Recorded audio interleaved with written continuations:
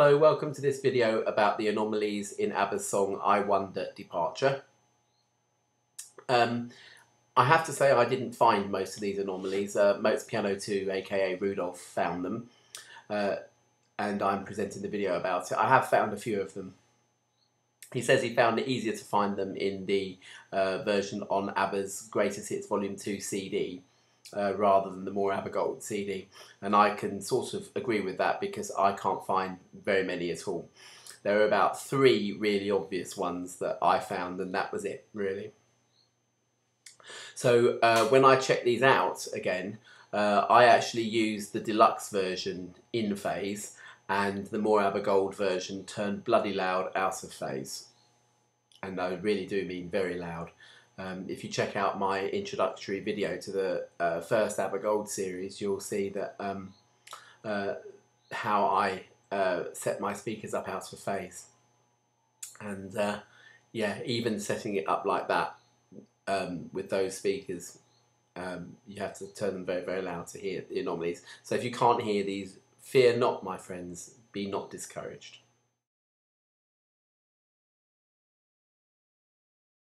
Firstly, in the introduction, there's a lot of pedal noise out of phase, and also you'll hear something going like that at various points during the introduction.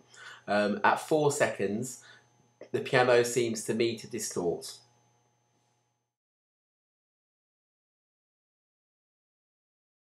Now we're going from a solo piano to a piano that's accompanying voices now, and so there is bound to be some sort of edit there, because if you watch my Winner Takes It All video, you'll see that a piano recorded as a solo instrument needs a different treatment to one that's actually recording with voices. So there's an edit then at 15-16 seconds. Rudolf heard it as a dropout in phase, and I heard it out of phase as quite an obvious edit, especially by the time we've got to the word this. The piano has changed its character altogether.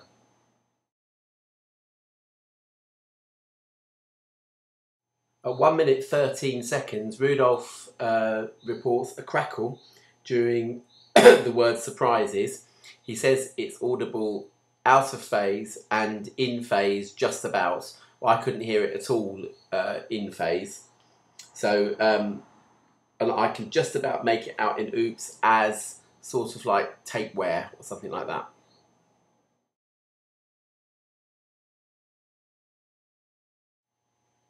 At 1 minute 15 seconds, there's an edit during the first I Wonder.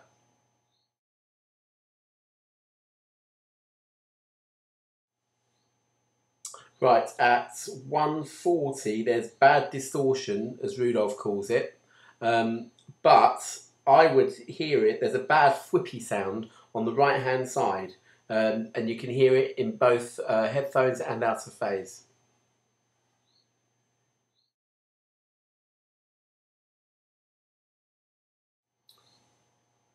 One of the tragedies of Astley and Johnson's remastering has been that this song in particular has lost an awful lot of dynamic range. Not only does it not cross the red line on vinyl, it's actually got a much wider threshold between what's the quietest sound and the loudest sounds on there. And that means that when you get to the "If I Don't Even Try, I'm Not a Coward" bit, on all of the modern CD versions, what you hear is just that if this is supposed to get louder, but I don't think I could bear it if it was going to get any louder. And you just, I find myself, this is such a lovely song, and I find myself on tenterhooks at those points. Now, Rudolf reports that it's very evident distortion, and it is. And this is all to do with the CD remastering, because I'm pretty sure that on vinyl it isn't there. It's much more pleasant, relaxing song to listen to on vinyl, and that's both those choruses.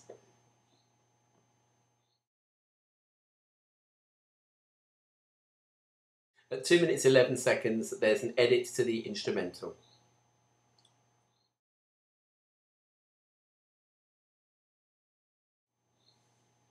Now, at 2 minutes 39 in Oops and 2 minutes 43 seconds with headphones, there are pops that Rudolf can hear and I can't.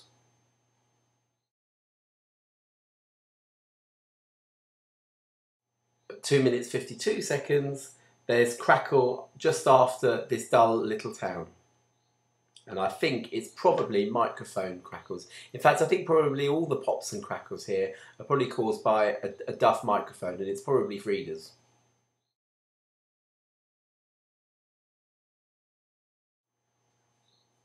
At 3 minutes and 1 second, Rudolf can hear quite a sudden edit. At 3 minutes, I can hear a pop, and both of these are in phase.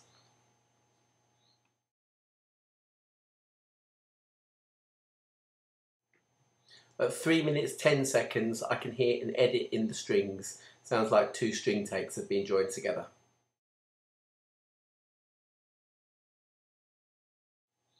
Out of phase at 3:25, there are edits and funny clangy noises actually during Ooh, It Scares Me. In fact, probably the Ooh, It Scares Me was put on like that to cover up what was going on here. 4 minutes 7 seconds, another one of Frida's missing consonants. Yes, I will take ye.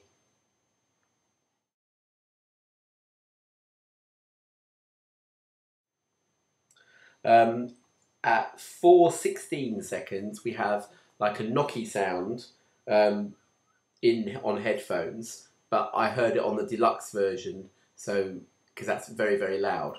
It'll be easier to hear there. At 4:17 on all of them, including the vinyl, but for some strange reason, ages ago I heard a Greatest Hits Volume 2 version of this, and I couldn't hear it on that.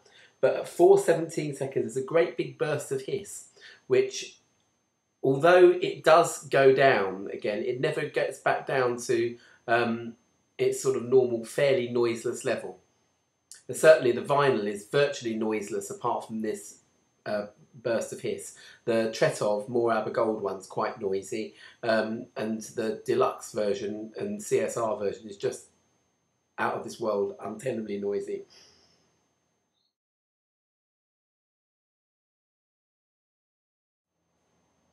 And finally, round about 4:25 seconds, but really all over this final ending chord, there's just crackles and dropouts and goodness knows what on the tape.